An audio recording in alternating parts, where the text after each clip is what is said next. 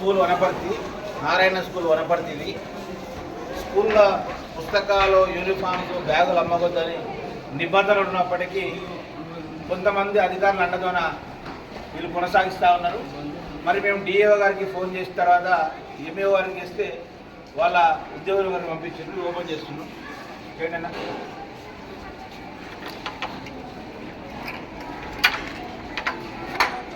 ఒకసారి ఇవన్నీ చూడవచ్చు మనము. ఇదంతా గోదావరి ఇది. ఇక్కడ బట్ యూనిఫామ్స్ నారాయణ,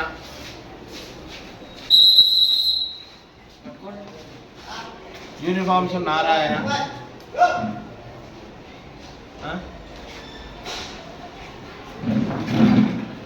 ఇవన్నీ వాళ్ళ లోపల అడుగుతున్న ప్రిన్సిపాల్ గారు మేము ఎలాంటి యూనిఫామ్స్ కానీ పుస్తకాలు అమ్మట్లేదు అంటున్నారు. సార్ మీరు చూసారు కదా, మీ పేరండి?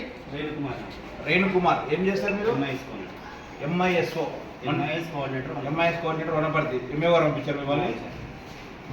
ఓకే, ఒకసారి లోపలికి వెళ్దాం. ఇవన్నీ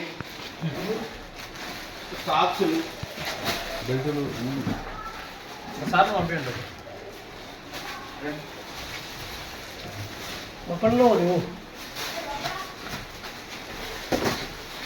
ఏదో బెల్టులు, టీషర్ట్లు, సాక్సులు ఇంత అమ్ముతున్నారు. దీనిపైన పక్కనే స్కూల్ పక్కన మళ్ళీ గోదాంలో పుస్తకాలు ఉన్నాయి. మా టీం మెంబర్స్ వెళ్ళి పేరెంట్లకు వెళ్తే చూపించిండు వాళ్ళు. అవి కూడా ఎంఈఓ గారికి ఇన్ఫర్మేషన్ ఇస్తే ఎంఈఓ గారు ఏమంటా ఉన్నారంటే, సార్ స్కూల్ కంపౌండ్లో ఉన్నాయి మాత్రమే మేము చూస్తాము, పక్కన ఉన్నాయి మాకు తెలియదు అంటే మళ్ళీ ఇవేం చేస్తున్నారు, గడ్డి విత్తున్నారు అంటున్నారు అధికారులు. మరి ఇవి అమ్ముతున్నారు కదా, ఇన్ని రోజులు ఏం చేస్తూ ఉన్నారు మీరు? మళ్ళీ చూస్తలేరా, పరిశీలిస్తలేరా, విజిట్కి వస్తలేరా మీరు? పక్కన ఉన్నాయో మాకు సంబంధం లేదంటారు, ఇక్కడ ఉన్నాయో మళ్ళీ చూస్తే మళ్ళీ ఇప్పటికి గంట సేపు అయింది మేము రాబట్టి. గంట తర్వాత డిఓ గారు, ఎంఈఓ గారు కంటే వాళ్ళ కంపెనీకి ఇంత టైం పట్టింది అంతే. ఇవంతా కూడా డిఓ ఆఫీసు లాలుచి పడే డబ్బులు తీసుకునే కార్పొరేట్ ద్వారా విద్యా వ్యవస్థను నాశనం చేస్తూ ఉన్నారు. ఒక డిఓకు జిల్లాలో విద్యా వ్యవస్థను గాడిన పెట్టాలి. ఎంఈఓ కానీ డిఓ కానీ వీళ్ళందరూ ప్రభుత్వ స్కూళ్ళ సంఖ్యను పెంచాలని చెప్పి ఒకవైపు రేవంత్ రెడ్డి గారు శాయశక్తులకు కృషి చేస్తూ ఉంటే, ముఖ్యమంత్రి గారి నిర్ణయానికి వ్యతిరేకంగా ఈరోజు జిల్లాలో ఉన్నటువంటి విద్యాశాఖ అధికారులు కార్పొరేట్ కాలేజీ వాళ్ళకు, స్కూల్ వాళ్ళకు ఈరోజు కొమ్ము కాస్తూ పేద విద్యార్థులకు ఈరోజు నాశనం చేస్తూ ఉంటారు వాళ్ళ బతుకు. నిజంగా మేము ఫీజులు చూసుకుంటే 70,000, 80,000, 90,000, ₹1,00,000 ఈరోజు చెప్తా ఉన్నారంటే ఎంత దోపిడీ. ఇంతకుముందు నారాయణ హైదరాబాద్కే పరిమితం ఉండే, ఇప్పుడు జిల్లాలో విస్తరించి ఇక్కడ వనపర్తి కూడా రావడం జరిగింది. దీనికి ఎవరో గోపాల్ రెడ్డి అంట, హైదరాబాద్ అంట, మొత్తం ఆయన చక్రం చెప్తాడంట.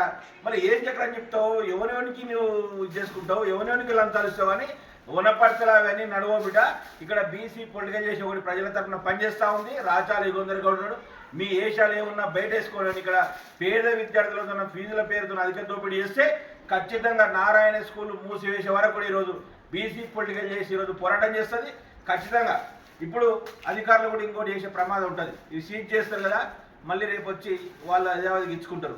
కానీ ఇవి అమ్మినందుకు వాని మీద ఏం కేసు చేస్తారో కూడా చెప్పాలి మాకు.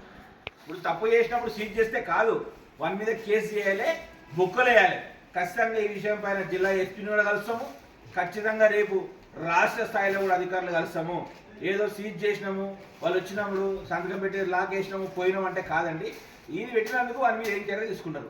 పక్కల గోదాం కూడా రేపు ఖచ్చితంగా దాన్ని కూడా తనిఖీ చేయాలి. పక్కల అమ్మిన కూడా వీడియో కదా అమ్మేది. పుస్తకాలు అంతా మా దగ్గర వీడియో రికార్డులు ఉన్నాయి. పిల్లలతో ఏం మాట్లాడిండ్రు, పేరెంట్స్తో ఏం మాట్లాడారు అనేది అవన్నీ కూడా బయట పెడతాం.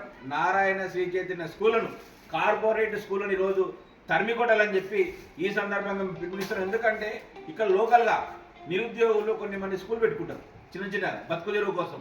వాళ్ళ పొట్ట కొట్టడమే కాకుండా ఈరోజు అధిక ఫీజుతో నారాయణ స్కూల్ చెప్పి ఈరోజు తల్లిదండ్రుల వైఖరి కూడా మారాలి. మన పిల్లల్ని ఏదో పెద్ద బ్రాండ్ ఉన్న స్కూల్లో పంపడం కాదు, ప్రభుత్వ స్కూల్ కూడా నాణ్యమైన విద్య ఉంటుంది.